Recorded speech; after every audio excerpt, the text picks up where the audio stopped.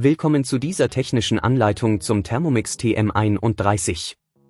Wir sind Kelatus Informatiker, Spezialisten für technische Reparaturen. Wir holen dein Gerät direkt bei dir zu Hause ab, führen eine kostenlose Diagnose durch und schicken dir einen Kostenvoranschlag, bevor wir reparieren. Keine Anrufe, keine Fahrten. Wir befinden uns in der Calle Joaquin Maria Lopez 26, Madrid.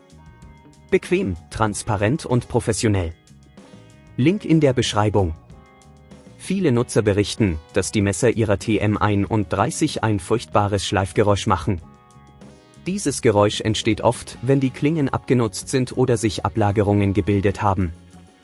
Wenn das Problem nicht rechtzeitig behoben wird, kann es zu weiteren Schäden am Gerät kommen, die teurer zu reparieren sind.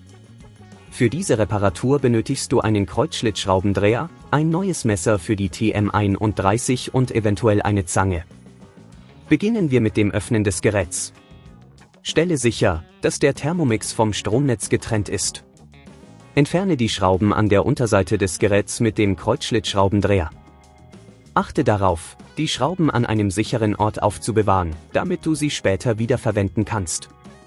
Wenn du das Gehäuse geöffnet hast, kannst du den Motorblock sehen. Das defekte Teil ist das Messer, das sich direkt über dem Behälter befindet.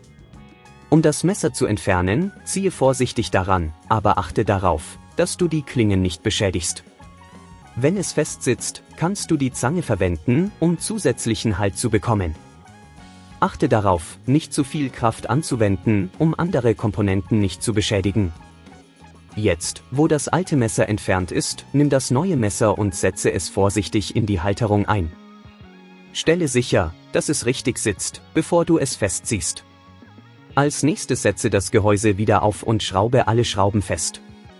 Überprüfe, ob alle Teile richtig sitzen, und schließe das Gerät wieder an. Schalte die TM31 ein und teste, ob die Geräusche verschwunden sind. Wenn dir das an dieser Stelle zu kompliziert wird, denk daran, dass wir bei Kelatus dein Gerät zu Hause abholen und es dir repariert zurückschicken. Um zukünftigen Problemen vorzubeugen, empfehle ich, die Messer regelmäßig zu reinigen und bei Anzeichen von Abnutzung rechtzeitig auszutauschen. Auch die Verwendung von frischen Zutaten kann helfen, Ablagerungen zu vermeiden.